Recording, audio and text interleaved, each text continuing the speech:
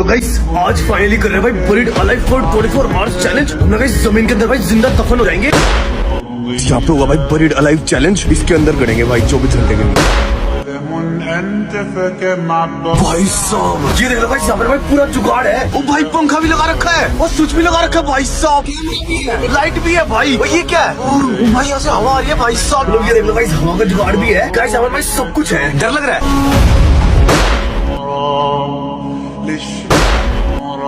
Guys, हमने भाई बंद किया है, इसके ऊपर भाई मिट्टी भी डाली।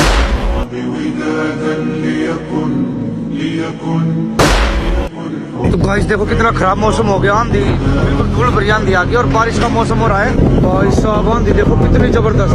भाई साहब बारिश आगे, बिजली देखो कैसे चमकने लग रही है। और भाई तो अंदर है देखो भाई। भाई साहब ये देखो तूफान के साथ बारिश। भाई साहब ये भी आज ही होनी थी भाई। ये देखो भाई साहब ओ भाई जल जल जल, इसको हटा दे, इसको हटा दे। ओ भैया ओ फोन, ओ कैमरा मेरा।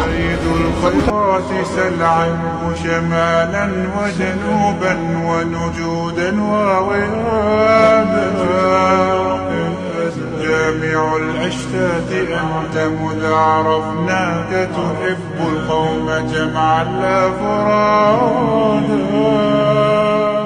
زاهد الخيرات سل عنه شمال